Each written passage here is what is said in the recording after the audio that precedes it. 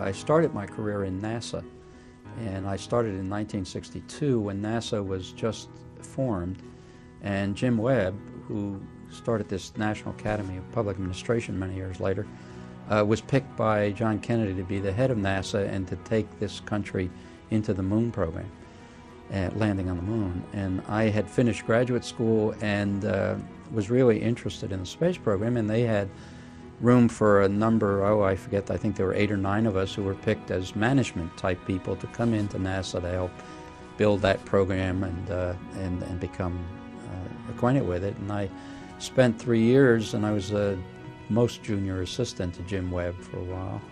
I used to read his newspapers and mark them before he came in the morning of articles. And so it was a wonderful moment in time, but to be there in that new agency in that exciting period taught me a great deal about government and about public service. We had really good experience. And after I had been there about 3 years, Mr. Webb said to me one day that my long-term outlook in NASA wasn't very good because I wasn't an engineer and I wasn't a scientist. And he said, "Had you ever thought of going over to the Bureau of the Budget?" You know, Webb had been the Harry Truman's budget director. And I said, "Gee, that'd be really a neat idea," and I did. I went over to the Bureau of the Budget, and it became OMB right after I joined it, and I concentrated for 6 or 7 years on a staff called the Government Organization Staff.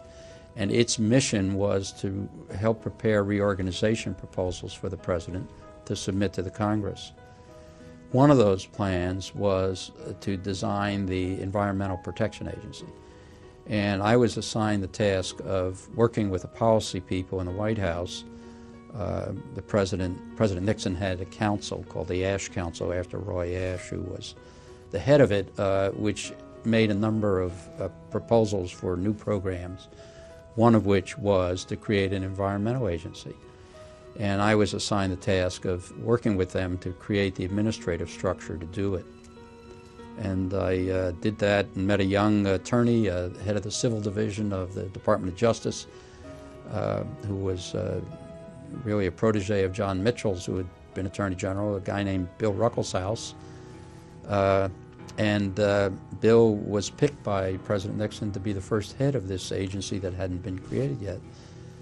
And I spent what turned out to be 3 or 4 years with Bill, not only helping him set the place together, but serve as his first head of management. And he's just a wonderful, dedicated human being. He had been a legislator in Indiana and had created the first, for that state, the first environmental state law, comprehensive state law. And so he came into the job with spirit and zest, and he's a very charismatic person. And we needed that because we created the agency out of bits and pieces from a dozen federal agencies, and we brought together almost 5,000 people from these different places to start EPA. The public expectation had been raised. The EPA was really a response to what was a national demand for environmental improvement. We had had our first Earth Day. Silent Spring by Rachel Carlson had really ignited the public imagination about the dangers we had in this country from water and air pollution and other kinds of pollution. So EPA was created as a sort of the public policy, bureaucratic answer to a public demand that we do something about pollution.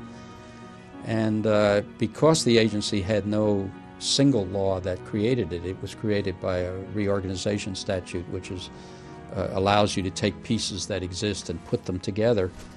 There was no environmental law. It was just particular acts that over time had been passed. We had the problem of taking disparate people and creating both a research agency and a grant-making agency and a regulatory agency in very short order. And the expectation the public has, and I think this is true of all the new things we create, including the Department of Homeland Security, the public's expectation is when you come into existence, they expect you to be fully operational. And what I was assigned to do for Bill was to make sure that the staffing, the financing, the facilities, the communication system, the strategies were in place so that the agency could at least begin to live up to what the public expected on the first day. We had about a year between the time that the president asked for a plan, the Congress passed the plan, and the date of the agency starting. And I can remember when we began, we had a little office, enough for maybe 20, 30 people, and the press was all over it.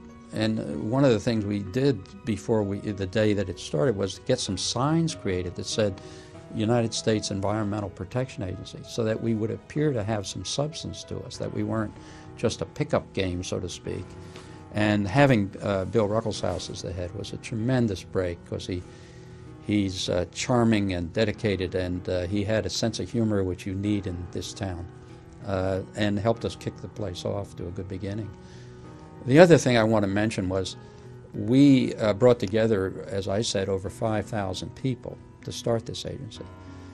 And having them participate in the beginnings of the agency was really critical to the future of it. You can't just take people and lay on them a mission and put them in a new environment and expect them to perform well. We used the year to create teams. We used the year to create a strategy for the management of the agency, and had the people who were coming in the agency participate. We had more task force and working groups than you could ever imagine on every subject, whether it was substantive, how we implement the Water Pollution Act, or what kind of a research strategy we have, or administrative. How do we get the payroll system put together? How do we create a human resource system that would really support all these different kinds of people being brought together? And through that participation, it really gave us a head start. There is, to this day, not a single environmental statute that lays out the whole program. So we had to take the pesticide, the air pollution, the water pollution, the solid waste, which became the Superfund program, and fit them together in some kind of meaningful way so that the regulatory program could be enforceable, the research program could have content to it, and that the grant program could be run responsibly. We gave out grants for water pollution control, among other things, and we had to have a national system to do that. The public demand for some activity was striking. Ed Muskie, who was a senator and chairman, I think, of one of the Senate Public Works Committee at the time, if I remember right, had his own proposals, and so it became sort of competitive between the Democrats and Republicans of who would push forward the best idea. The fact that we were able to get a consensus and get a piece of legislation approved by the Congress is a real credit to the instruments of government, the machinery of government. The public wanted something done, and we organized to do it.